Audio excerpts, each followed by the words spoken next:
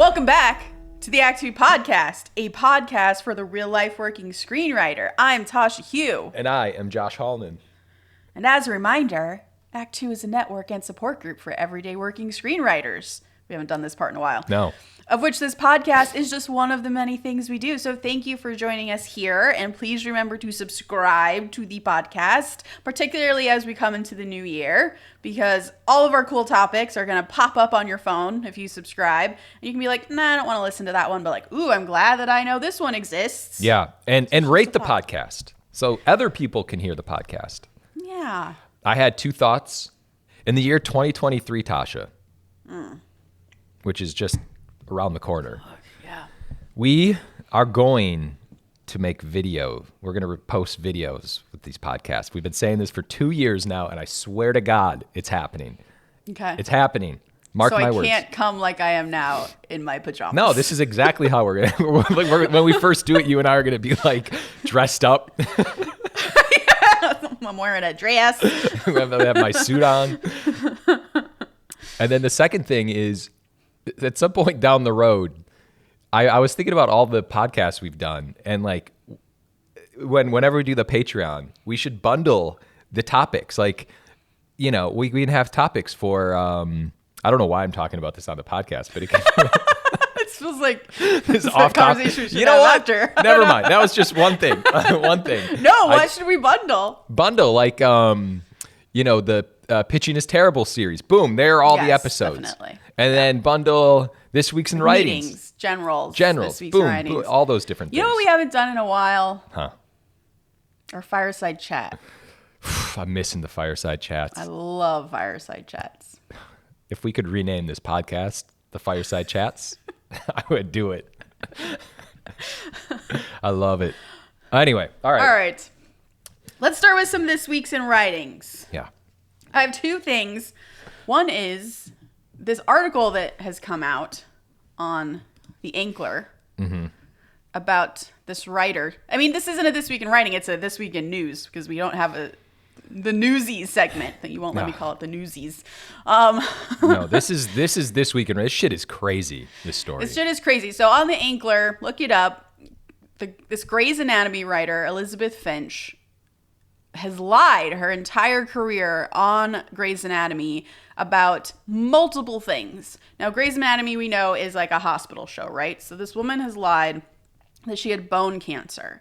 She lied that her brother committed suicide when, in fact, he is alive and well and practicing medicine, and he's a doctor. Yeah. She has lied about knowing people, either in her family or friends, that were killed in a terrorist attack at a Jewish temple. Like, just the laundry list of lies are numerous. And this article is fascinating because she was found out, but the lengths with which she went to capitalize on this lie is so fascinating. Like, for example, she taped a dummy catheter to her arm and shaved her head to feign that she was undergoing chemotherapy. And she would come to the writer's room with an IV going into this like fake thing that it went to nowhere. Like, it went to nowhere, and she got it, like, all of these, because she worked on a hospital show, so she got all these little things that were just from props that she would use and claim that, and apparently it went. So I've heard of writers who do this in writers' rooms. There was one famously recently, which we talked about on the podcast, who was pretending to be a veteran on some kind of military show. And it went so far until they actually hired an additional consultant who was actually a veteran, and he started calling her on her shit. So this happens before, where people lie in order to get jobs. But this woman, it seemed to go even further than that. Like, it wasn't just, I'm lying that I have cancer so that I can work on a hospital show. It was like she would have other people write her scripts for her or write her outlines because she was too weak or sick to do it. She would... This is unbelievable. This is insane. Just nuts. She would like call people late at night, just like talk about how sad she was or how difficult her life was because of X, Y, and Z that was happening. That wasn't actually happening at all.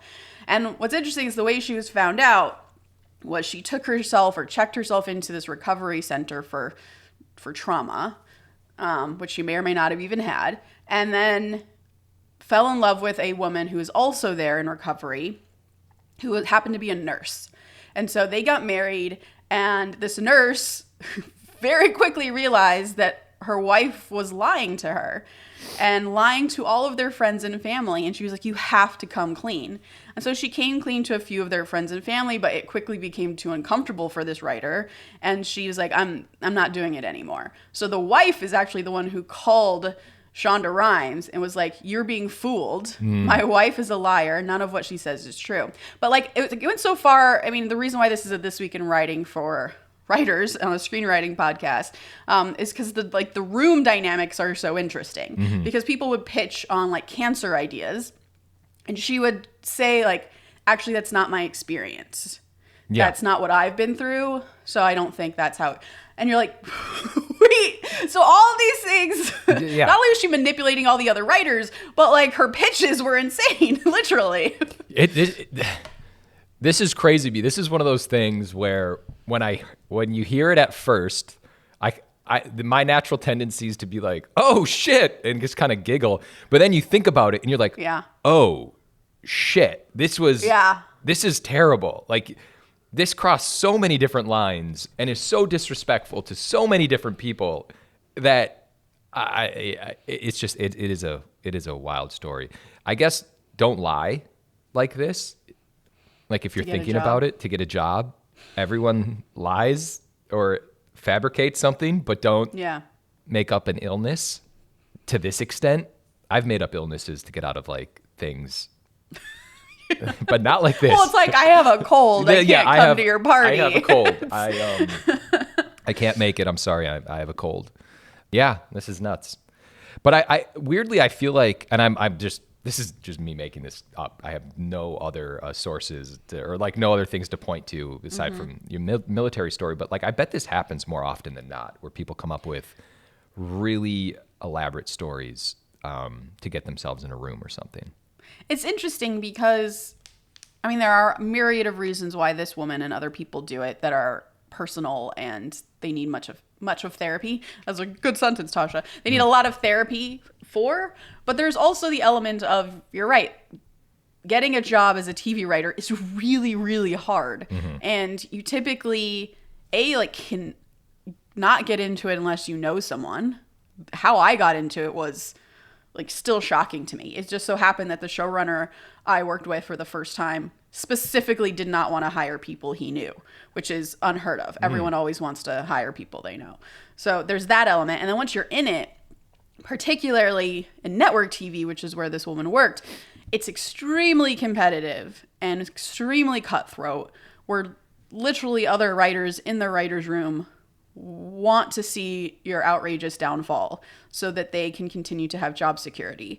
It's terrible and difficult, and it is understandable why some people would lie in order to maintain their jobs. But don't do it. Don't do it. I'm not going to write a script about this woman, but if someone did want to write a Blacklist script about this woman, it would probably be a Blacklist script. Oh, they will, I'm sure. I mean, I think the reason she even did this interview on Angler was because she's trying to sell her life rights. I hope no one buys them. Someone will buy them. So go out there and buy them if you guys want to. I fucking hate when people get rewarded for this shit. I really do. I really hate this. This is like, just go away. That's all. Okay. That's a. That's one of my This Week's in Writing. That's a hard opinion. Ahead. I get it, though. You want to hear certain stories. I understand that. It is fascinating how you get to this point. But when you read the article, it becomes less fascinating and just really sad, where she says that the reason why it started was because when she was, I think, in her 30s or something, she had a knee injury when she was hiking in LA. And everyone was so supportive that as soon as she healed and her phone stopped ringing from people offering support, the silence was deafening and she missed people showing up for her. So it was a loneliness and an emptiness. Yeah. And so she realized that if she starts lying about illnesses, people show up again, and it just spiraled out of control. And I actually know someone who faked having cancer for that exact reason. So it's more common than we think, and it comes from a really sad place. Is it worth a movie? No. Well, it's just she's sad. You know what? I take it back. I'm in. I'll watch it because you just made me empathize with her. I just felt. I get it. You're right. Yeah, it's like you hear about these relationships. This is nowhere near, but relationships where someone fakes being sick because they want the attention of the other person, like after a breakup or something. And the attention's a crazy thing. It's addicting. When it goes away, you just want it back. That was her thing. All right, so listen. Oh, I should have transitioned into this. The Blacklist just came out last week. By the time this episode comes out, I read over. We have to first of all give a shout out to Nicole Ramberg. Nicole, great job. She's on the Blacklist. She was once a guest. She's going to be a guest again. She doesn't know it yet. She's going to come back on and talk about the Blacklist. But, I was looking, reading over the log lines, and I might be wrong about this, but I feel like the commercial sensibility of the Blacklist has kind of ratcheted up a little bit. Like, I feel like some of the log lines were a little more commercial. I don't know. Is that even possible? I don't know. That's just more like a lot of them. The log lines, I was like, oh, I'd watch that.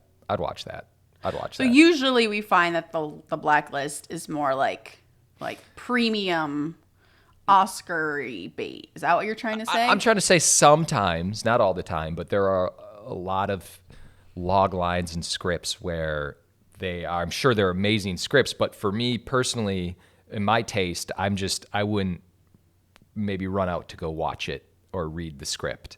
But in this case, I feel like there were a lot of scripts where I was like, oh, I'm interested in this. I want to read what this is, and I want to know more about this. And were they more genre and adventure and action kind of log lines? No, I just felt like they were a little more broad. Oh, okay. I've only read Nicole Ramberg's log lines, so I've not gone through the list yet. Okay. Maybe, I could be proven wrong. But I got excited reading a couple of them. That's all. It's interesting. Yeah. Because more people want to make those movies because more people seem to show up for those movies. So, yeah, that's interesting. Yeah, I have no other comments. I don't really have. I've not read anything yet. Are you going to be on the Blacklist next year? I feel like I've never had a dream to be on the Blacklist because it always felt impossible. Oh, really? It's so out of my reach that there's just no way. Like, why even have a dream that I can't accomplish? Wow. Holy shit. Although I do have a dream to own a castle someday, and I'm still hanging on to that one, so I don't know why the Blacklist is not on the list. Yeah. I could see one of those happening. I would bet that the odds of you getting on the Blacklist, that will happen before the castle. You think so? I do. Well, maybe not if you stay in television, but this is actually a good transition into our spec that we're going to write in 2023. It is. Yeah. We're going on the Blacklist, Tasha. I want to go on the Blacklist, Josh. If we were on the Blacklist together, that'd be so sweet. It would be so funny. It would be amazing. All right, you know what? Spoiler alert. When we talk about our goals, that's going to be one of my 2023 It's going to be one of them. Yeah, it's going to be great. Okay. I have another one that comes with a question for you, Joshua Hallman. Writing with a partner. Mm-hmm. Let's say you and your wife wrote a script together. Hang on, I'm getting hot. Hold on. I got to take my hat off. Okay, I'm ready. But your wife doesn't want to be your writer. She wants to be a casting director. Mm-hmm. But she loves you so much, and she was so engaged by this story that you guys were working on that she wrote it with you. Now you have this script written by you and your wife, mm-hmm. and it's going to go out into the world. Do you take her name off it? Because she doesn't want to be a writer. You're the writer. She doesn't care. She does not care. Really? Yeah. That's a very interesting question. I would take her name off of it, but I would want to keep it on. because it's my wife. And I'm like, this is awesome. We're writing something together. But I feel like if she has no interest in it whatsoever, then I think I would feel like I'm forcing her into putting her name on a script. Oh, interesting. And so for the happiness of my marriage, unless she like, I don't care, put my name on, don't put my name on. That's what it is. Oh, okay. Wow. My head's spinning. I actually don't know what I would do.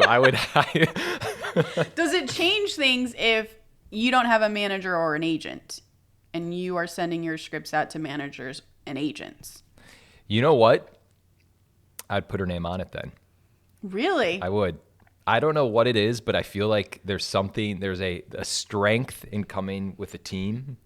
And I just feel like if something's written by two people, like you see a husband and a wife, yeah, there's something about that's, to me, just my gut reaction. I hadn't really thought about this before, but it's something very appealing. Like I feel like there's something that's strong about that. Okay, here's another aspect. Okay. You're not always going to write with her. She's not always going to want to write with you.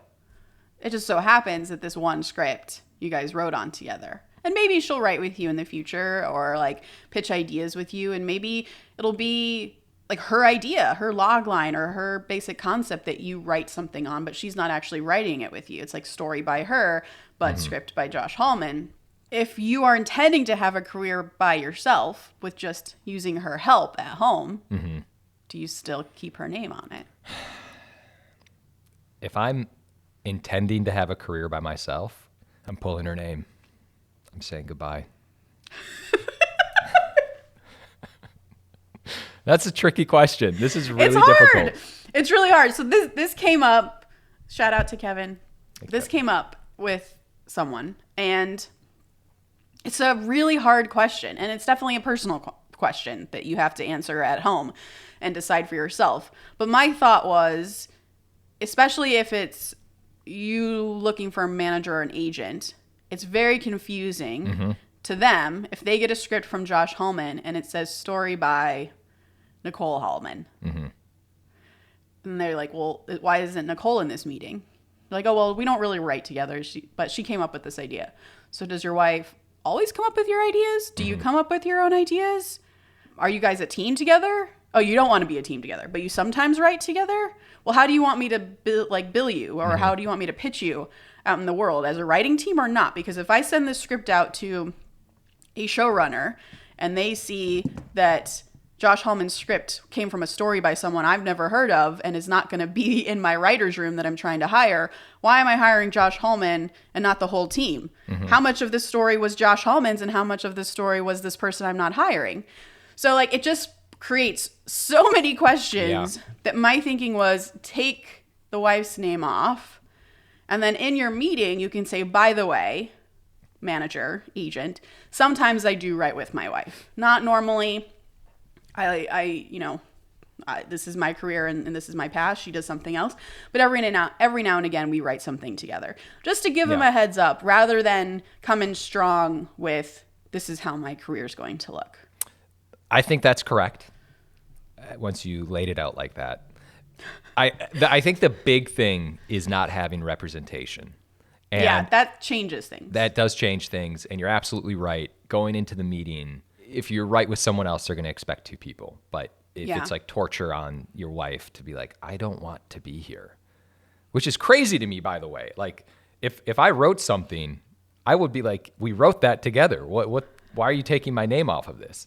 Especially if you get divorced and you have like a successful screenplay. Then now it's definitely 50-50. Yeah. But that's another thing, by the way, because in both features and television, and any job you get, if you're a writing team, if Josh and Nicole are suddenly writing together, they have to split that money, which I guess you're married, so you split that money anyways. Yeah.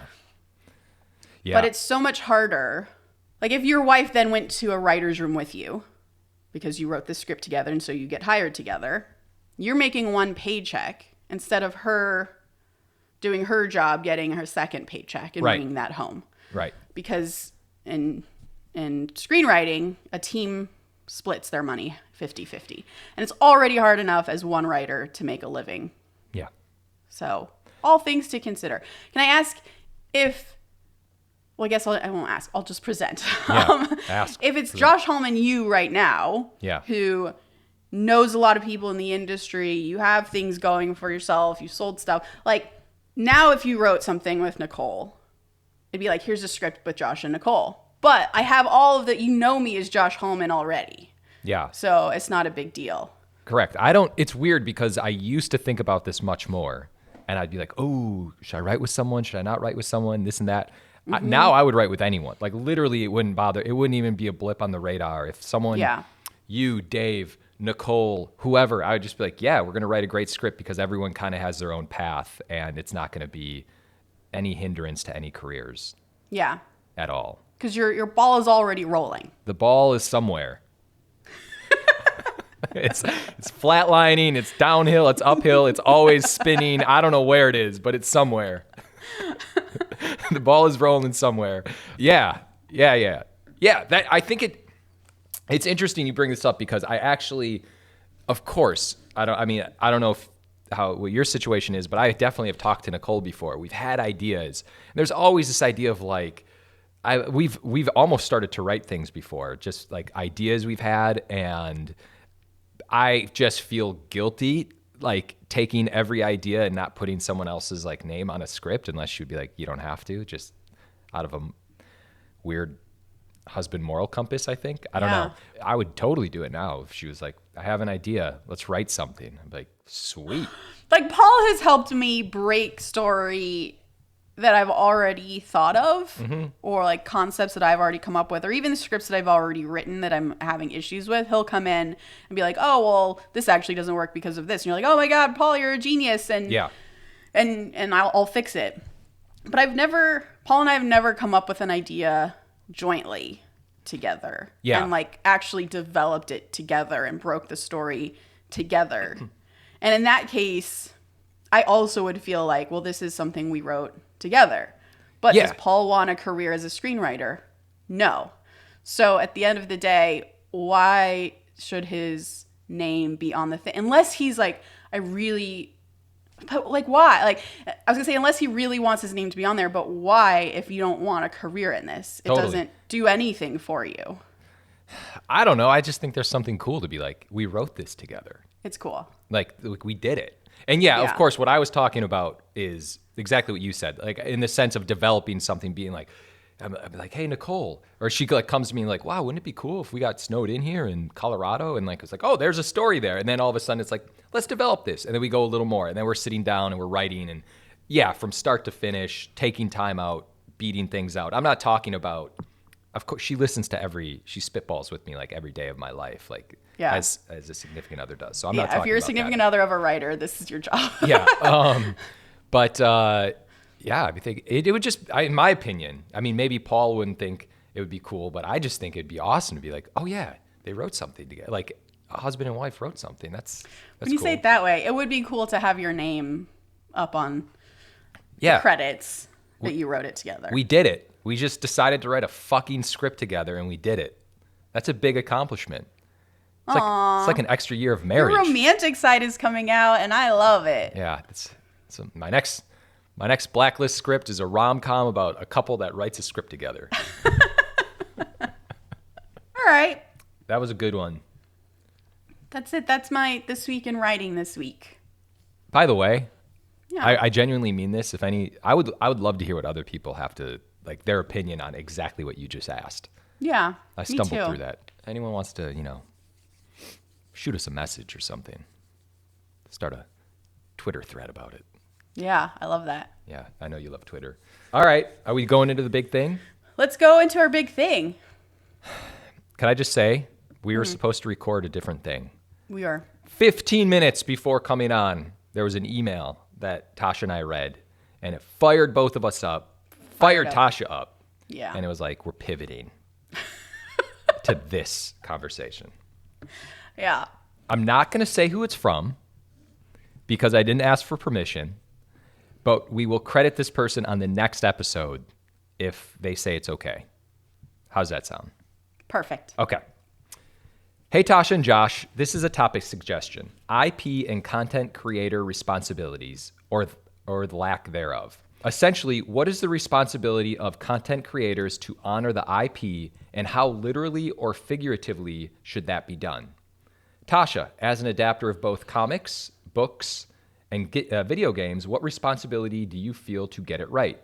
You are now on the cusp of having your work either loved or loathed Yeah. by fans or worse. And I just lost my place. I'm coming in.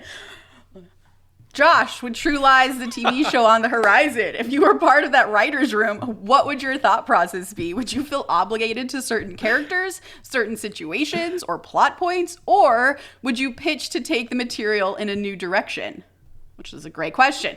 Some content creators feel that it is only important to honor the themes of the work, and or might be an interesting case study in creators that aren't fans of the genre adapting work. Yes, Tony Gilroy is famously not a Star Wars fan, or was he was not a Bourne fan either. And yet he wrote the Bourne movies. Fans have been known to take umbrage with text that deviates too far from the material, like Lord of the Rings or Rings of Power, even when the material conflicts with itself or is unfinished. Likewise, genre fans like Star Wars, Star Trek, etc. take IP very seriously. In some cases, fans even go so far as to file petitions to have movies struck from the canon, like Star Wars Last Jedi, or entire seasons reshot, like Game of Thrones Season 10. It's intimidating for creators to say the least, and this only looks at the creative side. There's a whole nothing side of this regarding rights, production, cost, marketing, and following up another filmmaker's work, like the Hellboy conundrum. So let's talk about IP and content creators' responsibility.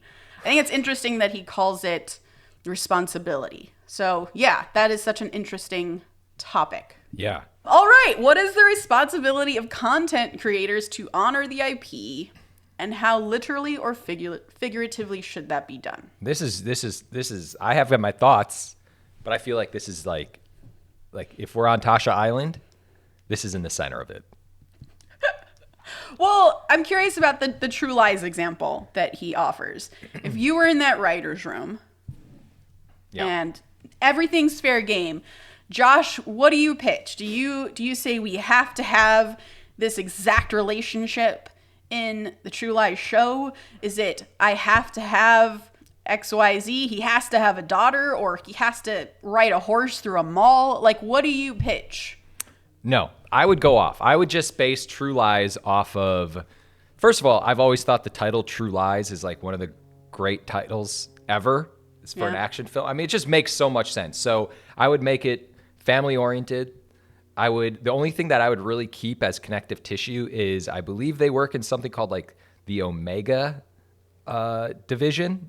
Like their organization. Like CIA version. Their CIA, their division that they work in. That is the only thing that I would keep from the original True Lies. When you say family oriented, do you just mean like tonally family, or do you mean you would have the Arnold, Jamie Lee Curtis relationship?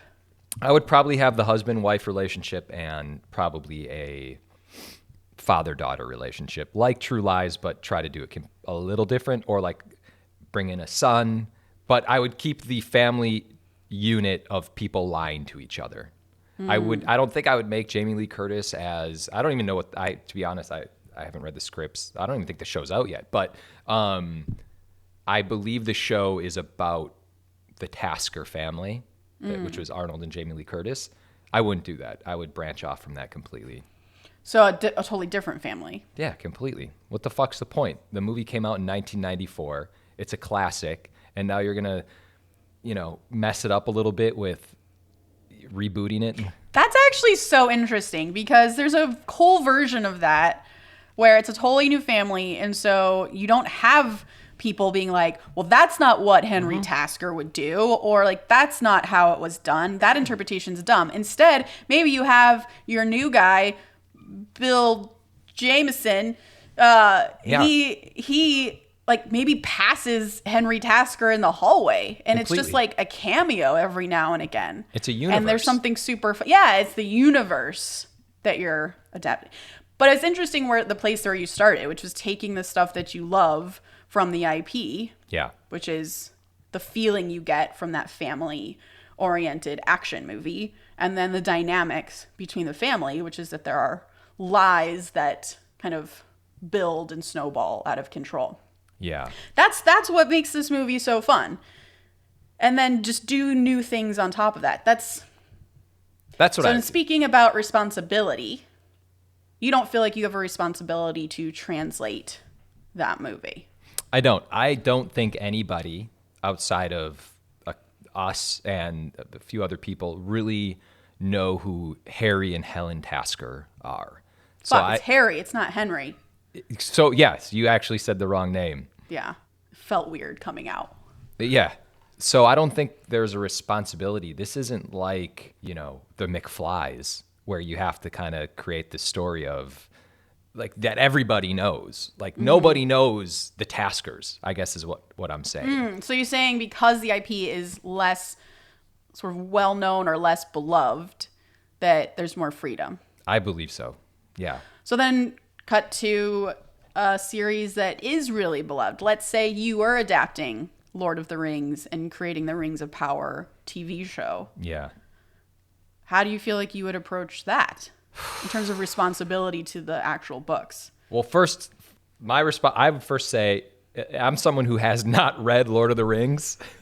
So I would come in and I would probably ask my writer's room what everybody loves about the Lord of the Rings and who their characters are that they love. And if there's some overlap of who the characters are, I'd start to focus on that group of people. And then I would start thinking of what the thematic stories that we can tell, like, okay, well, what's, Orlando Bloom's relationship to that little hobbit with the big feet? Like what goes on here? Like, is there a story there? I feel like I would have to talk to the experts. And like, that's why you have to be a fan, even though Tony Gilroy is not, but I'm sure when he made Andor, but I'm sure he had people in the writer's room. Well, that's the thing is you surround yourself with people who will fact check you. Be like, actually, we probably shouldn't set this in this random bar. It should be in this specific bar on this specific planet. Yeah. And he'd be like, cool, I'll just do that. Yeah. Or he shouldn't be talking to this person. He should be talking to this person in this scene. You're like, cool, we'll just change that. But the actual core of the story is totally new. So why do you have to be a fan of Star Wars to write a totally new thing? I don't know if you need to, like I was just thinking of Mandalorian. Oh God, I'm gonna get killed. I'm gonna mess this up. What I'm about to say, but I feel like Mandalorian is its own thing. When it first started, it was just this bounty hunter doing his own thing. There were little hints of the Jedi regime, and there were little hints of Star Wars. Like it almost felt like a standalone thing. And then you had Baby Yoda, who all of a sudden was like this meteor out of nowhere that made this like the greatest show of all time.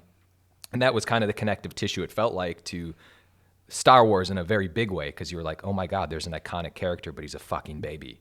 And I guess my point that I'm getting at is I feel like you can set things in worlds and have rich characters that are sort of familiar, but not familiar at the same time.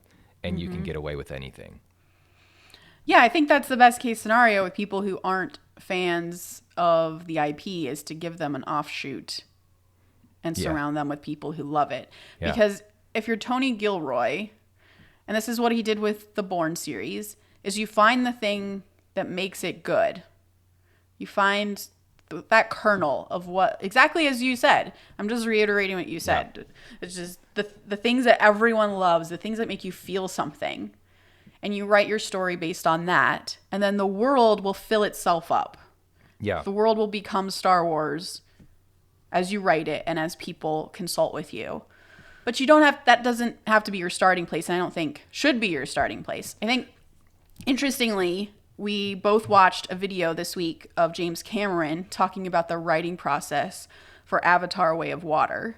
And he had a writer's room, I guess, write this script for him. And he said when we all met, they all wanted to pitch all these new ideas. And he was like, no.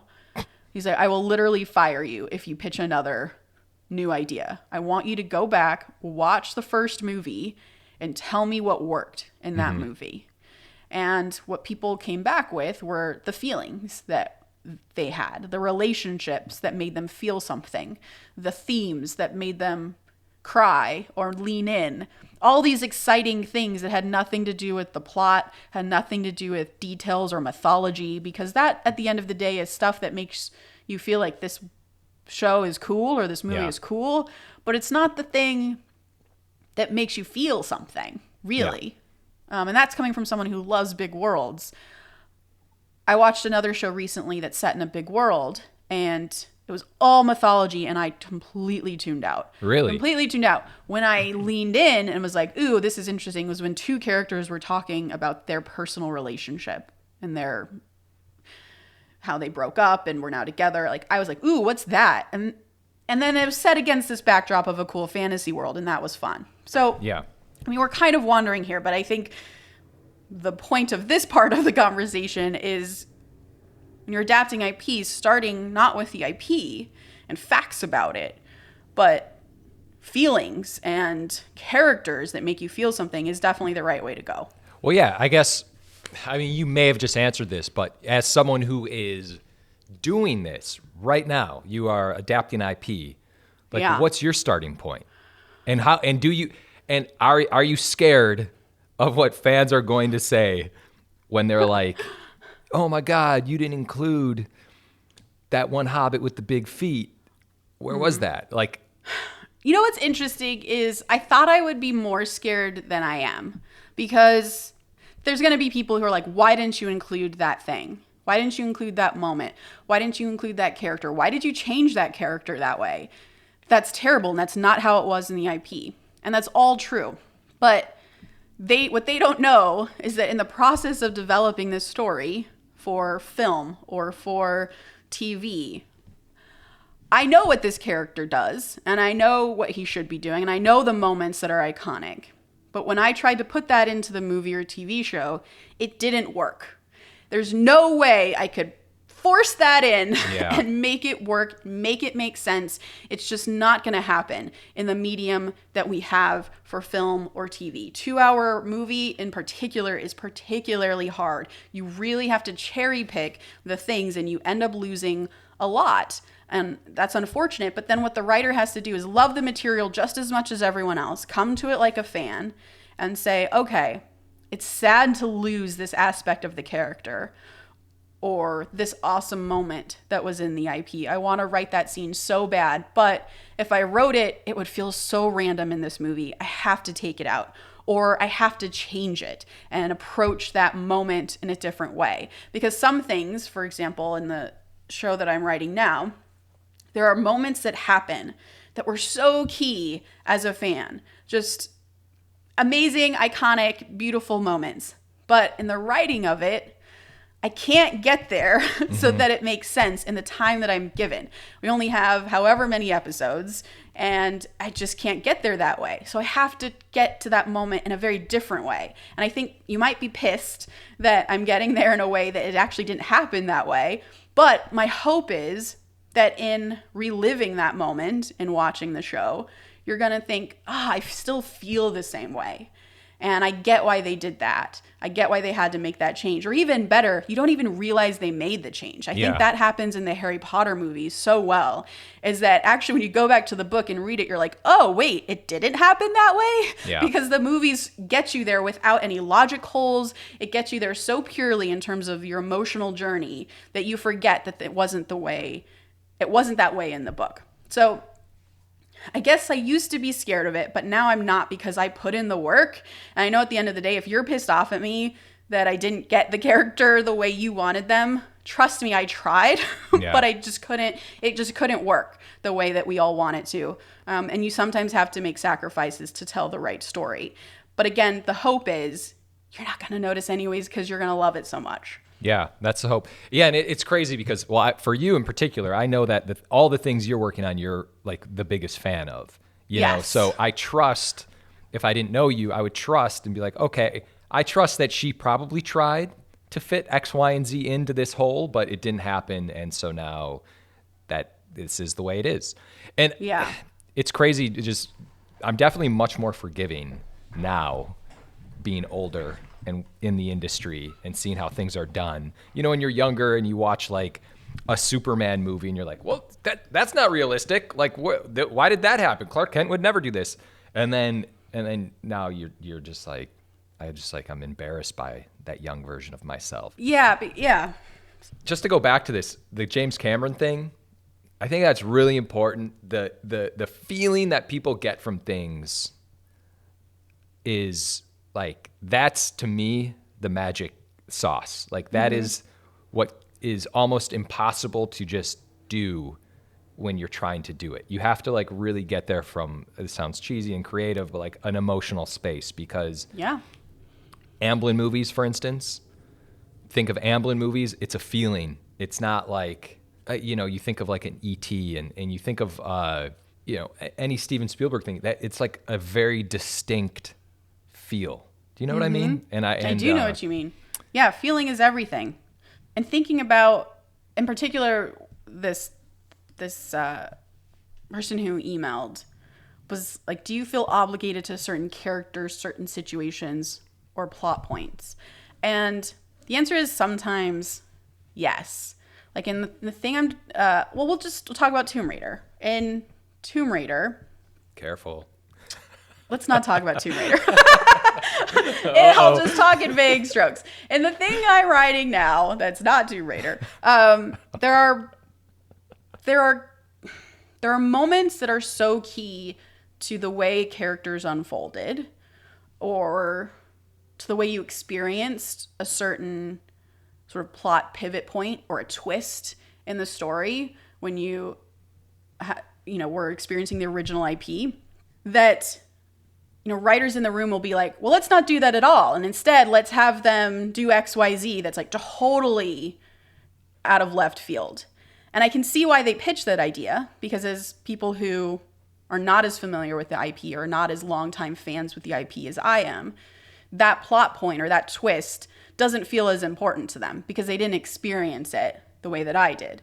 And so to them, they can easily throw that away for the sake of telling a better story. And I have to, as the fan of the IP, be like, no, unfortunately, that's a place where we can't actually pivot. That's a place where we do have to be really on point and find a way to make this moment that happened in the original IP work. So let's put all our focus on doing that. And sure, there may be like, we can maybe like color outside the lines of that moment a little bit, so it's not exactly as it was in the IP, but the feeling that I got from that moment in the original IP, I need to maintain that, because that is going to be something, A, that I need to see, B, that is true to the characters and the experience of the IP, and C, is something the fans are going to want. And that's usually not a piece of the puzzle that I include. I think because I'm a fan already, I don't think, oh, well, but what would fans want? Because I also think that as soon as you say what would fans want, that brings you down a very dangerous path, because as this email sort of insinuates, fans get really mad about very specific things and very different things that aren't about telling a good story. It's just about them missing things from the original IP. And we're all sorry that they don't make it in, but sometimes the better story can't include those things. And by the way, I mean, now I'm kind of going off track, but nobody, like, if everyone collectively loves one thing about an IP, that's probably going to be in the IP, like in the recreation of it. But what makes things special is that everyone loves different things about the IP. So it's impossible to service the millions upon millions of fans of whatever the IP is. So you're always going to have people angry at you if you're tackling IP. Just it's almost like a badge of honor. I mean, if everyone's happy, I mean, that'd be weird. I think that's impossible. But I will, and the last thing I'll say is, like, with IP, it also seems tricky because, and I don't know if you've experienced this, but it seems tricky because let's just take Tomb Raider, for example. Fans of Tomb Raider are already going to watch Tomb Raider. They're going to give it a shot. But it's almost like, are you making the show for the fans, or are you making the show for the fans and a new generation of fans? So you're almost trying to create something that services both parties. I'm not saying this specifically for Tomb Raider, I'm just saying this for tackling IP. I don't know. I don't know the answer to that, but I feel like there's a fine line to walk when it comes to both of those. It's definitely the hard part of adapting is, and as a fan, coming to it and saying, I need this to service me and like the show that I would want this to be. But I also can't be so specific to the IP that you, Josh Hallman, who's never played a Tomb Raider game, can't watch the show. Like, I need you to watch the show and be like, this is an amazing show. You're so right for loving Tomb Raider. It is amazing. It's like, yeah, right? See? Come with this entry point of Tomb Raider the animated series and love it the way that I fell in love with it. So I need to present to you the same feeling that I got when I played Tomb Raider and fell in love with it as a little kid. But I can't do it with specifics. I can't suddenly open the show with specific things from Lara's backstory that you have no idea what that is because you didn't play the games. So now you're just confused. And that's the show that I mentioned before, that I really love those two characters but was confused by everything else. That's what they did, is they assumed previous knowledge of the IP and then just started with spouting out names and relationships between different countries and, made up organizations because it was a fantasy world. And you're like, wait, what are all these fake names? Yeah. Who are they all related to? I can't contain all that in my brain, but this relationship story, I understand that and I can relate to that. And that's really cool. And one of them's an elf. Like, that's awesome because now I'm in a world and I can relate to this relationship, but it has an elf in it. So like, that's what you want to do with all IP. So I don't even remember your original question that got me fired up. Do you think it's going to be controversial when everyone finds out you changed Lara Croft into a man? Men are just better action heroes, so I feel like we all just have to live with this fact. Oh man. God, I feel queasy. Oh, man. Yeah. I don't know. Did we answer any questions? I think so. I think so. In terms of whether someone's gonna love, loathe, or be ambivalent towards your show, again, you can't really think about those things. I mean, and you never think about those things when you write any of your stuff. It's just, if you throw love on the page and but here's the thing. Do you remember when we had Christopher Yost on and he was talking about Cowboy Bebop? Yeah, I think about it every day. Yeah. That show. He talked about loving that IP and really translating it in a way that moved him. And people, it's a very controversial show, and people really hate it, or some people really love it. But a lot of people really hated it and felt like it missed the mark from the IP that they loved and fell in love with. So I don't know. I mean, I think you just give it your best shot. Give it the old college try. Yeah, I mean, you guys, I love Tomb Raider so much, and I love the show that I'm making. And if you hate it, I'm so sorry because I really tried hard to make this amazing. And I don't know what to say. Like, I didn't try to fuck it up. I'm excited. The other good thing is that we live in such a crazy time with Twitter that everyone gets shit on. Like, it's so commonplace now for people to be mad that I almost feel like people have been if someone gets mad at you, you're going to be like, okay, big deal. Everyone's mad on Twitter. Like, what else is new? But whereas before, it seemed like it probably could mess people up pretty badly because the outrage machine wasn't as loud. But now it's normal. I don't think Twitter people are going to bother me as much as, like, reviews written in actual magazines, online publications. Yeah. Like, an actual critic tearing apart your show and saying, it was stupid or childish or all the other mean adjectives they use to describe shows they don't like, that will hurt. Can I ask you a question? Do I have your permission to get on a critic that bashes something that you're adapting? And so we get can on them? No, put the critic on this podcast. Yes. So we all can have a conversation. Yes. And we'll have I would love that. Me too. I would love that for anything that we've ever write. If someone doesn't like something, I would love that because they can say, this is what I had a problem with, and I can explain why. Yeah. I mean, that's like a dream, right? This is it. Be like, well, this is why we did that. Yeah. We should do it in person too, so they're like, people aren't as courageous or are more courageous when they're behind a computer screen. Fuckers. Okay. I'm already mad at nobody. Maybe it'll have 100% on Rotten Tomatoes and nobody will dislike it. I'm gonna find like that one critic in Boise who's just angry. Bring them on. All right. Well, anonymous person who sent us this email, if you have any follow-up questions, please send them, because this is a topic we definitely all love to talk about. Josh and I both love IP, are huge fans of it. I do. And love to write on it. Back to the Future. I'm going to reboot it one day. I do. Please, please, please do this TV show. The Back to the Future TV show? Yes. I already know how it's done. I know how to do it. No. I'm going to cry so hard when on this podcast, when I read in Deadline, like it's being developed and I have no part of it whatsoever. That won't happen. You'll at least be a writer. Okay. Quote of the day. Yeah. I think new writers are too worried.